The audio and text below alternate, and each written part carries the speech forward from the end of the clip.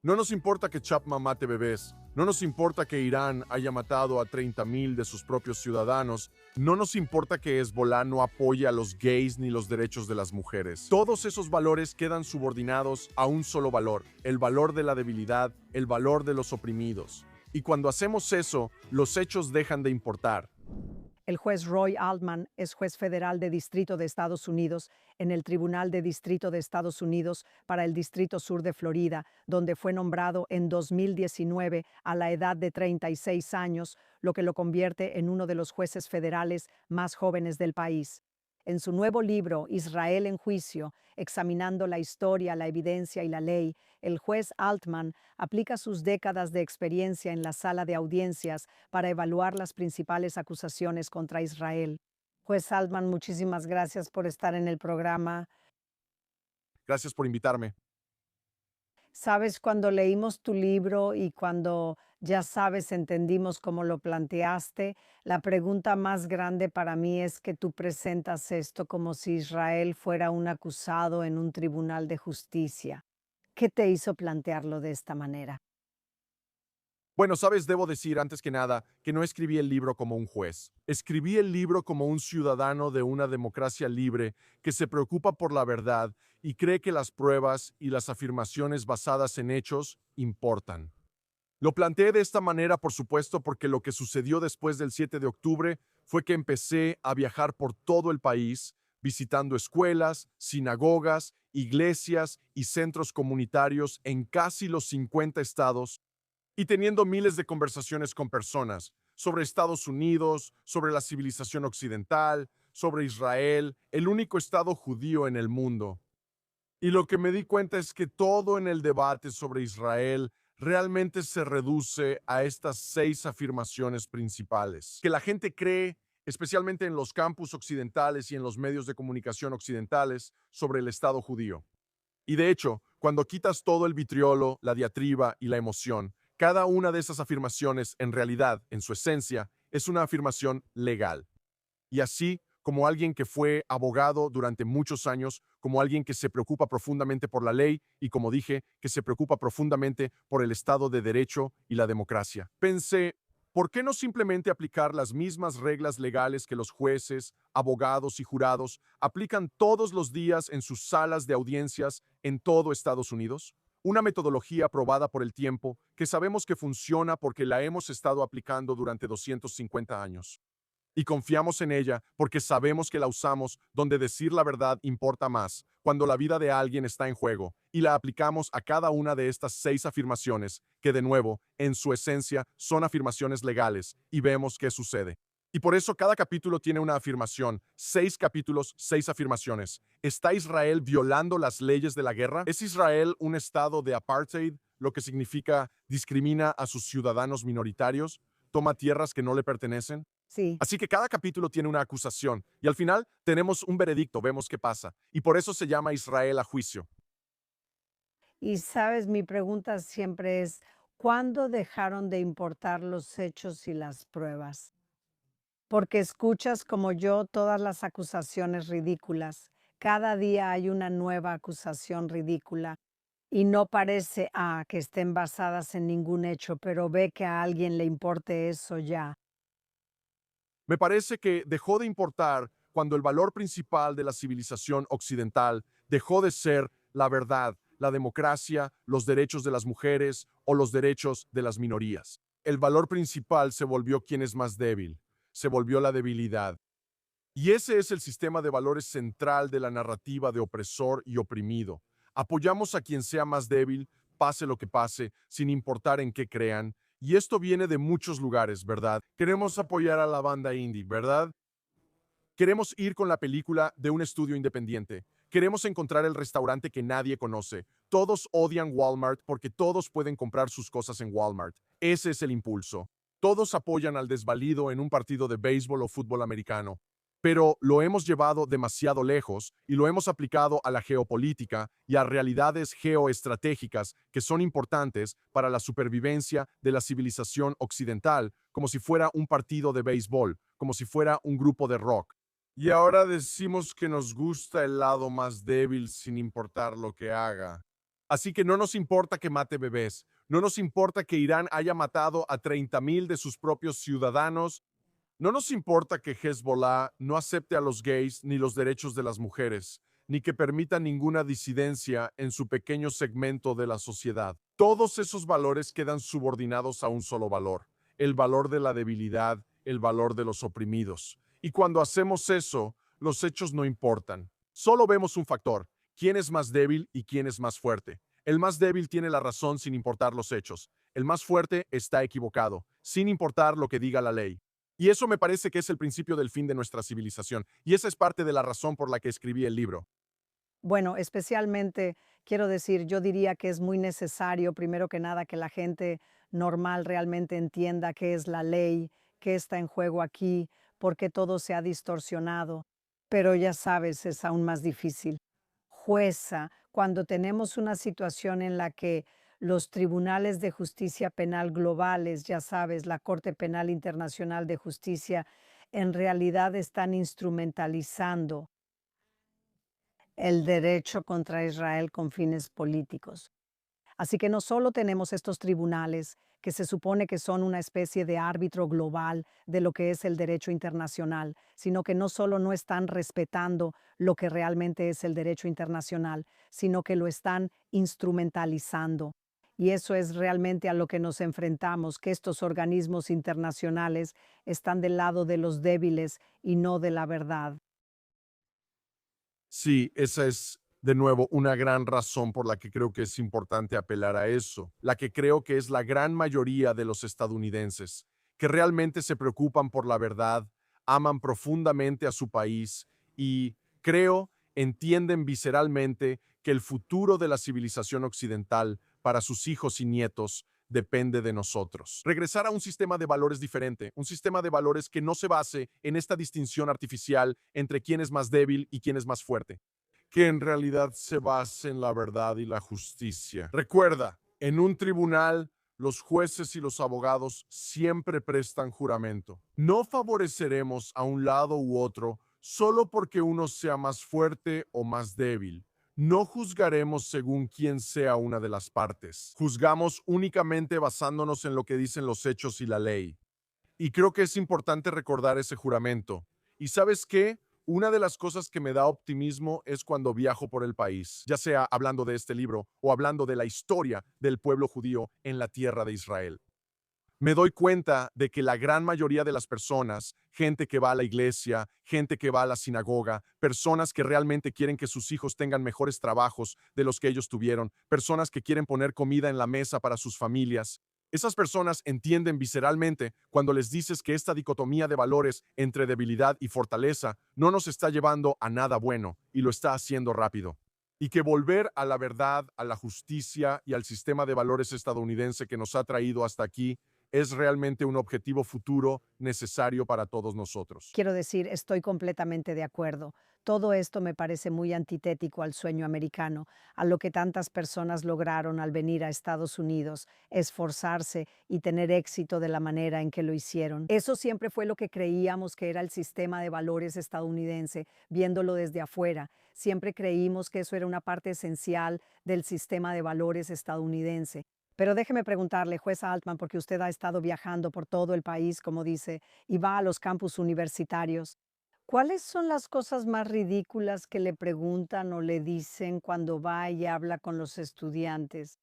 Y permítame decir algo sobre lo que mencionó acerca del sistema de valores.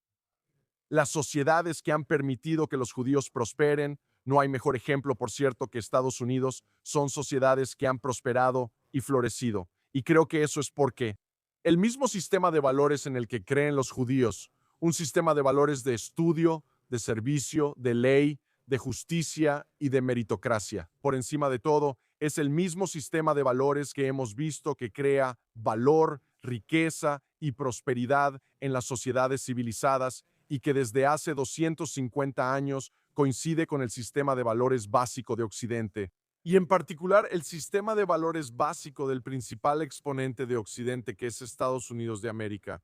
Y por eso a los judíos les ha ido bien en Estados Unidos, y a Estados Unidos le ha ido bien porque a los judíos les ha ido bien. Ha habido una relación muy simbiótica porque ambos creemos en las mismas cosas. Sin embargo, en cuanto ves que las sociedades empiezan a volverse contra los judíos, mira Kishinev, la Rusia de Kishinev en 1903, el terrible pogromo. Después, esa Rusia, que había existido por más de 1000 años, estaba muerta. Mira la Alemania de la Noche de los Cristales Rotos de 1938. Se suponía que iba a ser el Reich de los 1000 años. 7 años después ya no existía.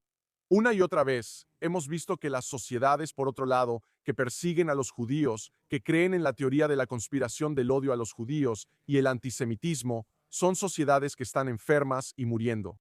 Y así, no solo porque soy judío, sino porque soy estadounidense, amo este país y debo todas las bendiciones que he recibido a los privilegios que se me han otorgado aquí.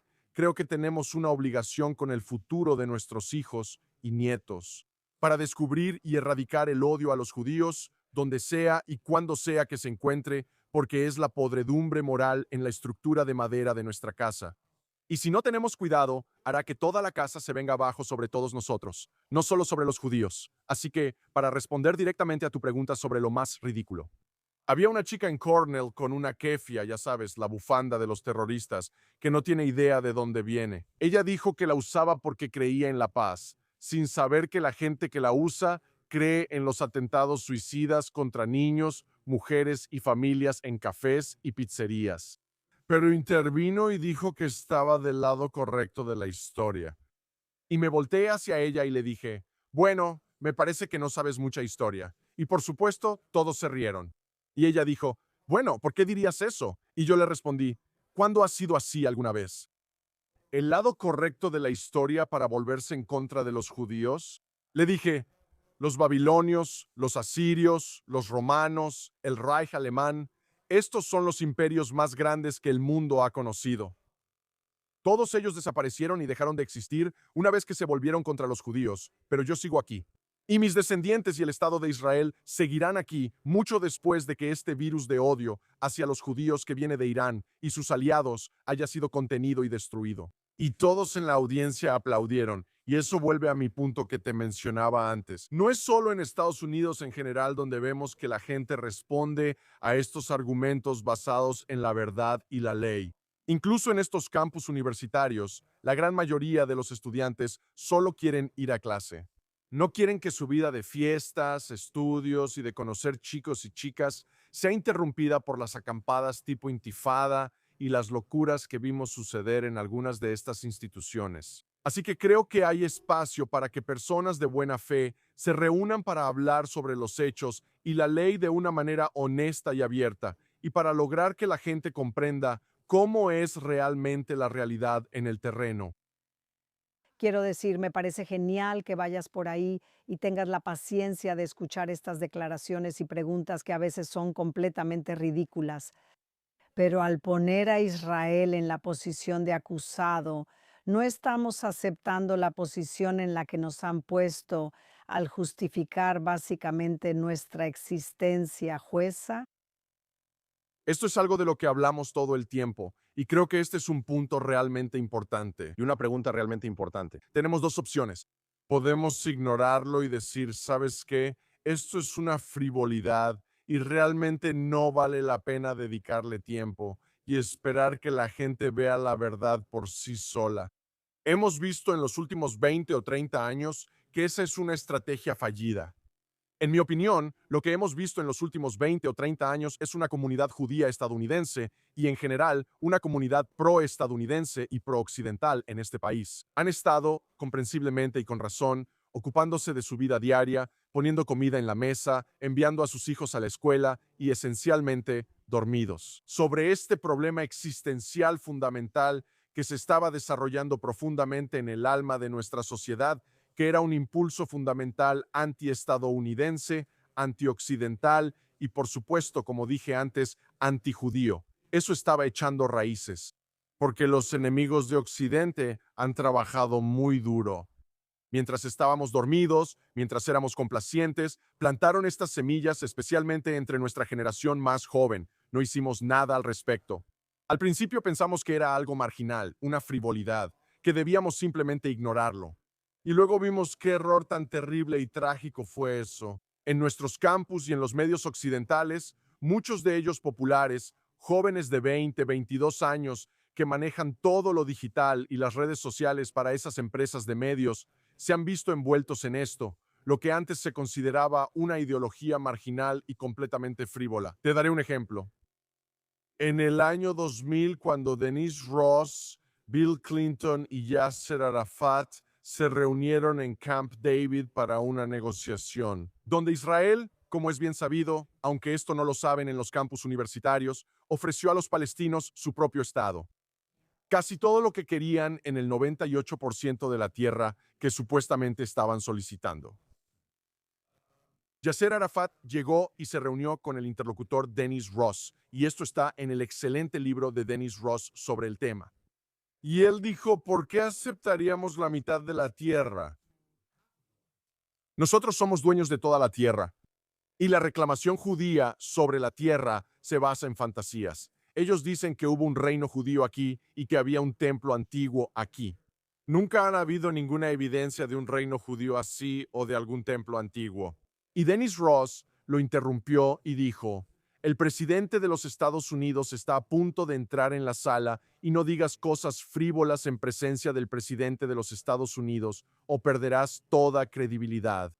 Esa era la postura de una administración democrática del presidente de los Estados Unidos y su principal interlocutor en el año 2000. Hemos visto que esa postura marginal y frívola ha sido completamente aceptada por la corriente dominante de la próxima generación. Vas a los campus universitarios y dices que hubo un antiguo templo judío, que hubo un antiguo reino judío, que Jesús era judío y todo eso que la historia ha demostrado con pruebas arqueológicas claras y contundentes. Ahora de repente eres el ideólogo fantasioso y marginal que ha caído en algo como la propaganda sionista o cristiana. Así de profundo se ha filtrado en el subconsciente.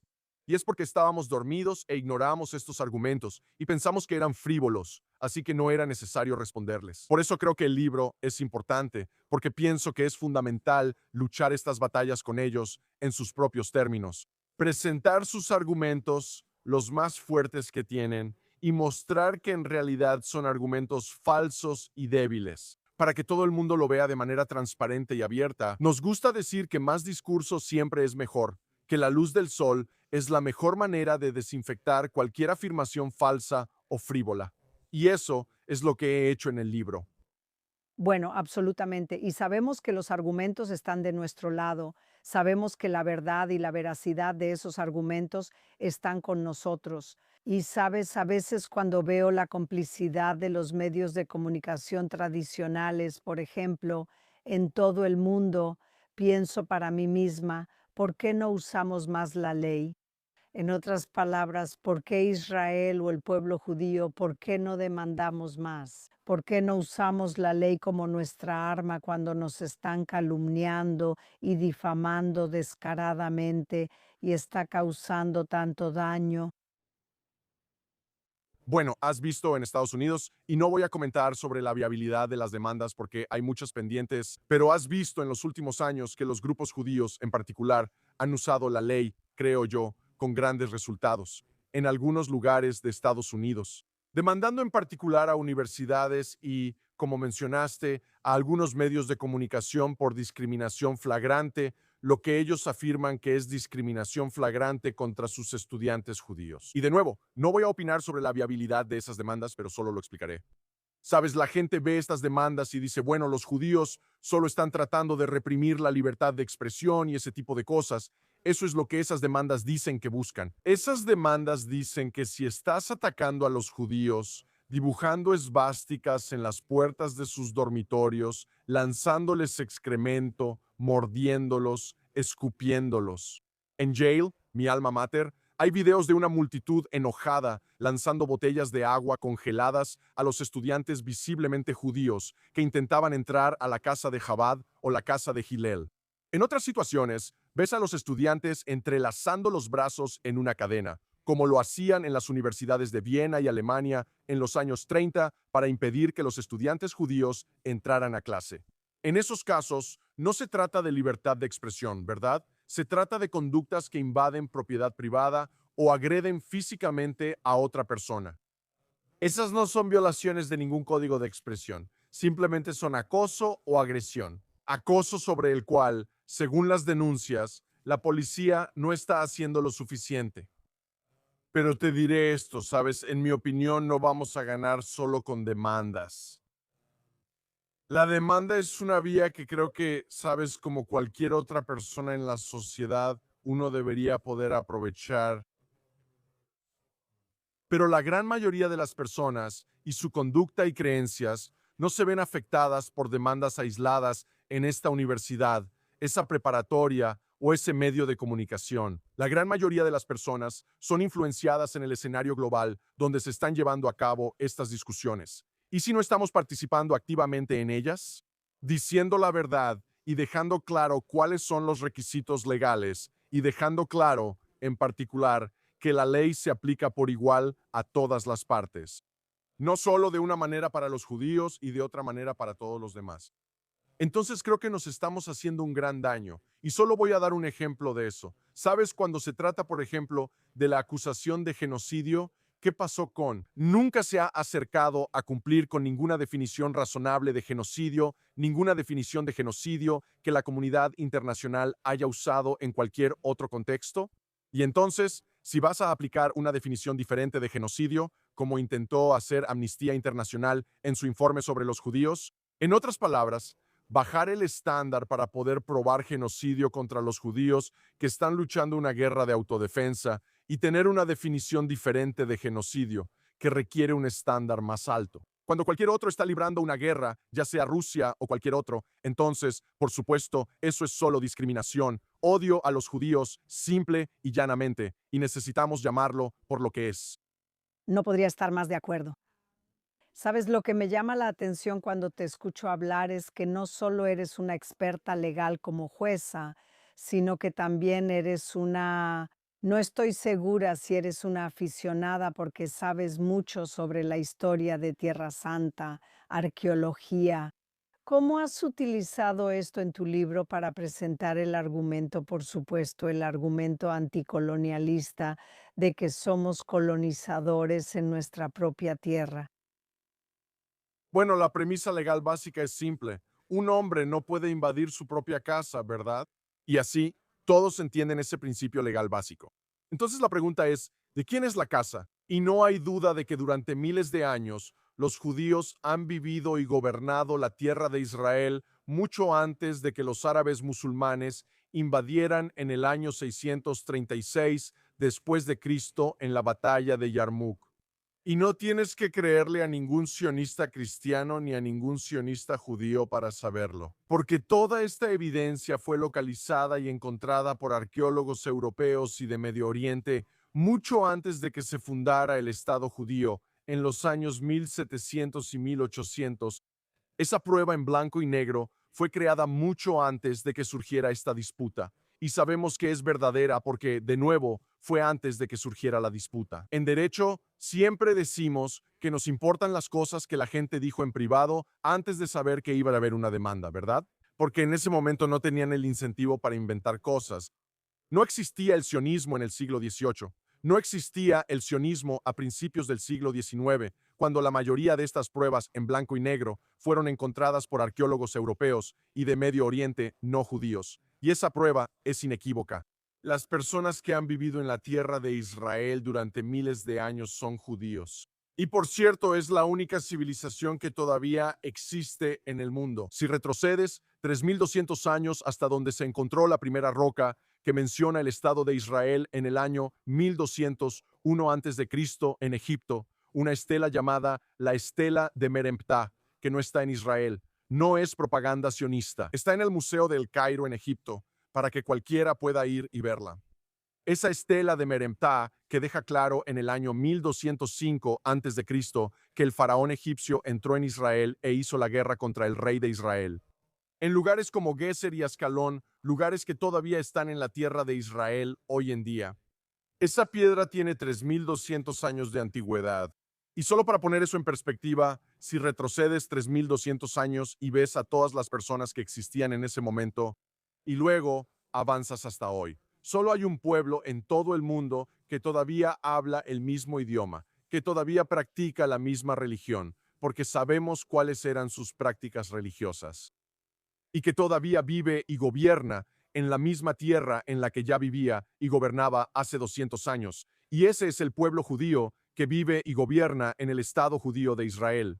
Así que, si realmente nos importan los derechos de los pueblos indígenas, deberíamos dejar eso en claro. Este es el mayor esfuerzo de descolonización, un esfuerzo de descolonización que tomó 2000 años efectivamente. El mundo jamás ha conocido algo igual. Y diré una cosa más sobre eso.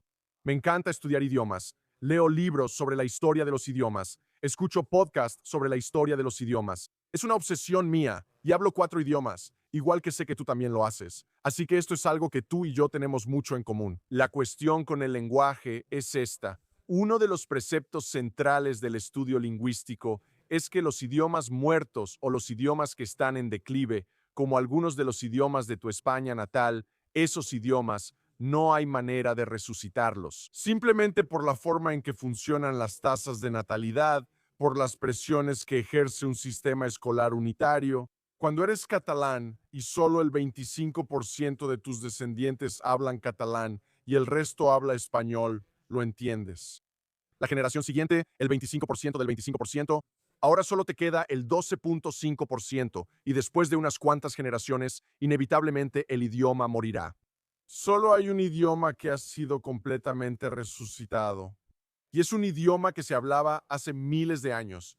Y no se hablaba en Polonia, ni en Bielorrusia, ni en Ucrania, ni en Brooklyn, de donde dicen que venimos. Se hablaba en la tierra de Israel. Y es el idioma hebreo, que ahora es uno de los idiomas oficiales del moderno Estado de Israel.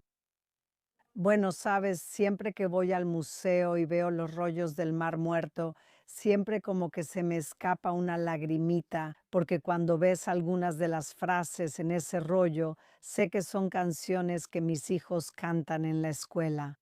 Así que piensas, Dios mío, estamos cantando las mismas canciones que cantábamos hace miles de años y aún así nos siguen cuestionando o acusando de ser colonizadores, lo cual es ridículo. Pero está muy claro, jueza, que la estrategia de la gente en nuestra contra es separar al pueblo judío de la tierra de Israel. Es totalmente parte de la estrategia. Y al mismo tiempo, sabe, ellos no, o por un tiempo no decían cosas en contra de los judíos, decían cosas en contra de los sionistas. Así que constantemente usan estas tácticas muy manipuladoras para sentirse bien con su propio antisemitismo. ¿Hay alguna duda hoy en día de que el antisionismo es antisemitismo? Absolutamente no. Y de hecho, el libro rastrea la historia del antisionismo hasta antes de que se fundara el Estado de Israel. Y Paul Johnson en realidad escribe en detalle, y todo esto está detallado en mi libro, sobre hasta qué punto el antisionismo fue entendido por quienes primero crearon esa idea en la Unión Soviética. Todo es un programa de la Unión Soviética y doctrina soviética e ideología política soviética que equiparaba el antisionismo con el antisemitismo.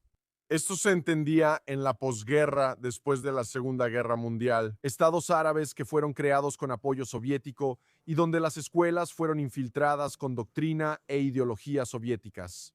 Donde los niños crecían con el antisionismo como antisemitismo. Y por eso a los judíos había que tratarlos de manera diferente y peor. Y es solo en los últimos años en Estados Unidos y en Occidente donde, para poder propagar el antisionismo como querían, ya no en los países árabes o en la Unión Soviética, sino ahora en lugares como Estados Unidos, Gran Bretaña y Francia, era importante finalmente separar por primera vez el antisionismo del antisemitismo. Ese es el esfuerzo que vemos ocurriendo.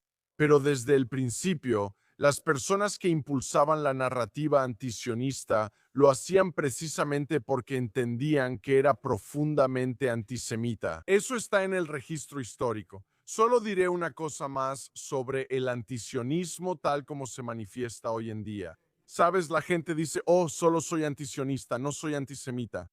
Mira, el 50% de los judíos del mundo vive en Israel. La última encuesta de Pew Research muestra que alrededor del 90% de los judíos en el mundo ven el sionismo como una parte esencial de su identidad judía. Así que, en términos prácticos, ser antisionista es ser antijudío, pero es peor que eso.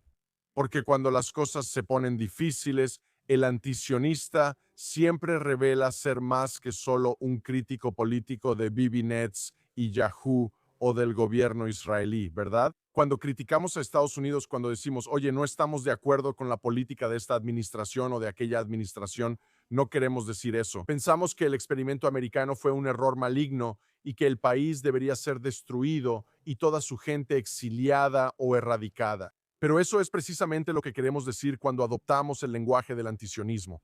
No solo estamos diciendo que no nos gusta esta o aquella política de la administración, estamos diciendo que los judíos no tienen los mismos derechos fundamentales que otros pueblos, como los búlgaros, rumanos, griegos, turcos, irlandeses y supongo que los palestinos, a tener su propio Estado. Los judíos son pueblos inferiores, no tienen los mismos derechos que otros grupos étnicos, y por eso no se les debería permitir tener autodeterminación en su antigua tierra natal. Y por lo tanto, el país fue un error malvado. Debería ser destruido y su gente debería ser exiliada o asesinada. Cuando lo planteas así, se vuelve muy claro lo que los antisionistas originales siempre entendieron, que el antisionismo es simplemente una manifestación del siglo XX y XXI del odio más antiguo, el antisemitismo. Absolutamente, es solo una forma más aceptable de venderlo. Y en cuanto a venderlo, creo que tú y yo entendemos que hay algo mucho más siniestro ocurriendo en términos de influencia extranjera y propaganda contra Israel y contra los judíos. Y creo que cada año las cosas se van a volver más claras sobre los diferentes países que han intentado usar propaganda, que han comprado las almas de las universidades, los centros de investigación. Eso combinado con esta loca cultura woke postmodernista ha creado este cóctel muy tóxico. Pero en cuanto a este tipo de propaganda e influencia extranjera, ¿hay algo que Estados Unidos pueda hacer en su sistema legal para proteger a su gente de este adoctrinamiento tóxico, que en última instancia está tratando de deconstruir el espíritu estadounidense de alguna manera? Tenemos que entender que nuestros enemigos geoestratégicos están detrás de todo esto. Sí. Ellos miran a su alrededor y ven, ya sabes, usando una analogía de fútbol americano, quién está de mi lado de la línea de las 50 yardas y quién está de tu lado de la línea de las 50 yardas. No es ningún secreto que estamos en una relación de rivalidad geoestratégica con China y Rusia. Y lo hemos estado por mucho tiempo y lo estaremos durante años por venir. Y cuando los chinos y los rusos están de su lado de la línea de las 50 yardas, ven a Corea del Norte, ven a Irán, ven por supuesto a Hamas, Hezbollah. Esos son sus aliados, son sus compañeros de equipo, ¿verdad? Ellos miran al otro lado de la línea de las 50 yardas, ven a la potencia más grande del mundo, Estados Unidos. Eso da bastante miedo. Sí. Pero Estados Unidos solo contra todos esos aliados. Tal vez eso es algo que están dispuestos a enfrentar. Pero ¿quiénes son los aliados de Estados Unidos? Ellos miran alrededor. No creo que hoy en día le tengan tanto miedo a los belgas, a los holandeses o a los franceses. O a los británicos, al parecer.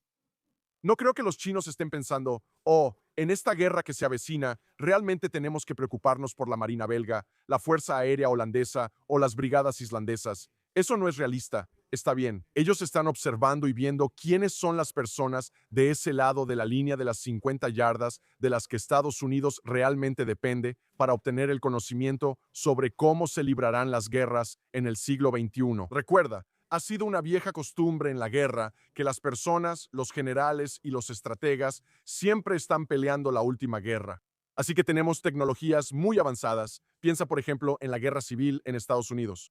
Teníamos estos nuevos mosquetes que eran mucho más precisos, pero nuestras tácticas no estaban al nivel. Seguíamos luchando con las tácticas napoleónicas de 50 años antes, y así cientos de miles de personas murieron porque estábamos peleando la última guerra, no la guerra del futuro. Necesitamos evitar eso en la guerra que se avecina.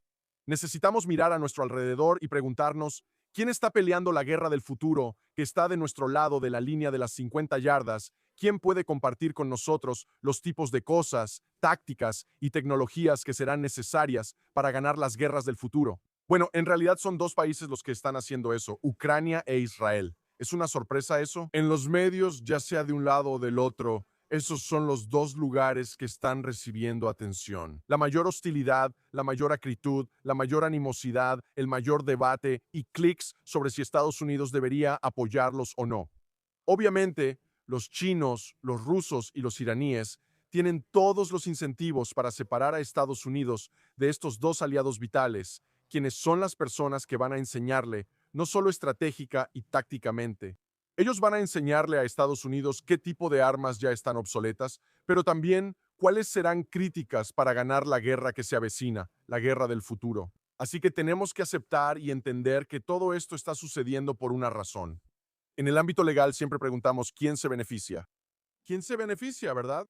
Cuando ves un asesinato o un fraude, siempre decimos, ¿quién cobró el seguro de vida cuando mataron a la esposa, verdad? Oh, fue para el esposo. ¡Qué sorpresa! ¿Eso significa necesariamente que el esposo lo hizo? No, pero vale la pena investigarlo. Sí, ¿verdad? Lo mismo aquí. ¿Quién se beneficia de tener a los dos aliados geoestratégicos más importantes? Estados Unidos ha sido separado de sí mismo y el país está desgarrado y dividido.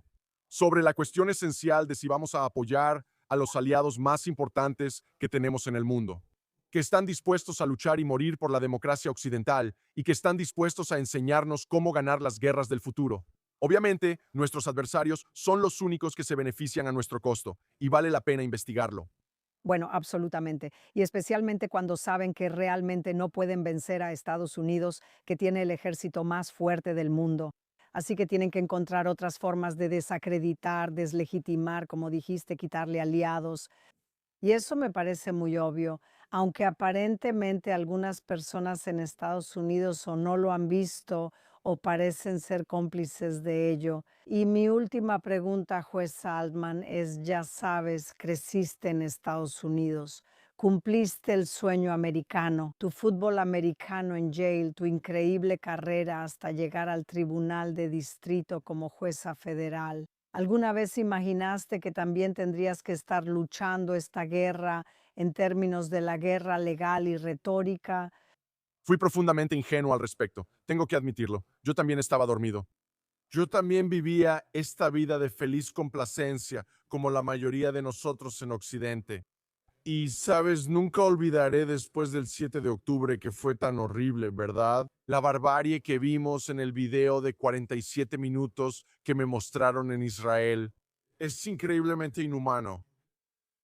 Pero eso ya era bastante malo. Y luego ver la reacción del mundo ante el 7 de octubre, ver que se culpa a la víctima, ver que se acusa a la víctima de ser el agresor, ver que las mujeres, la sociedad cuyas mujeres y niñas fueron violadas y asesinadas violentamente, sean las que fueron llamadas las agresoras. Ver que la sociedad cuyos niños, bebés y pequeños fueron llevados cautivos a agujeros profundos, húmedos y oscuros por cientos, sea llamada la que viola los derechos civiles y humanos. La absurdidad de todo esto. Cuando empezó a invadirme, recuerdo que fueron 3 o 4 noches en las que mi esposa y yo no dormimos nada. Simplemente confundido por la hipocresía moral, la confusión moral, la inversión moral. Y en algún momento de una de esas noches, mi esposa, a las 3, 4 de la mañana, estamos en nuestros teléfonos. Ella se voltea hacia mí, me toma de la mano. Y la miré y tenía una sola lágrima en el ojo, lo cual es muy raro. Ella es muy fuerte. Y ella dijo, ¿cómo es posible que 80 años? Después del holocausto, nosotros los judíos seguimos estando completamente solos. Y ese fue un momento profundamente impactante para mí, pero te diré esto para terminar con una nota optimista. Algo increíble sucedió después de eso. Algo realmente extraordinario. Y eso es que me di cuenta de que no estábamos solos, que por cientos, por miles y por millones, los estadounidenses dejaron claro que apoyaban al pueblo judío, que apoyaban a Occidente, apoyaban a la única democracia pluralista basada en el Estado de Derecho en Medio Oriente, y que nos dejaron claro a través de sus mensajes de texto, llamadas, visitándonos y aceptando venir en los viajes a Israel que he planeado durante los últimos 3 años, que no estamos solos. Y que, de hecho, después de esta guerra, esta horrible guerra que se impuso al pueblo judío, que el pueblo judío no quería, que el pueblo judío no pidió, que el pueblo judío no inició, Cuando esta guerra finalmente termine, cuando Estados Unidos e Israel juntos, hombro con hombro, y la civilización occidental en general hayan derrotado a nuestros enemigos en común, creo que el mundo despertará y se dará cuenta de que habíamos estado dormidos por demasiado tiempo. Y que la verdad es que esta es una lucha en la que todos estaremos por el resto de nuestras vidas, porque las luces se han encendido y ahora podemos ver quién eres y cuál es tu postura ante estos momentos decisivos en la historia de la civilización occidental. Y si no das la talla, entonces la historia te recordará. Amén. Y gracias a Dios, que Dios te bendiga. Sé del maravilloso trabajo que has estado haciendo al traer jueces a Israel durante los últimos 3 años. He tenido el placer de conocer a algunos de tus grupos.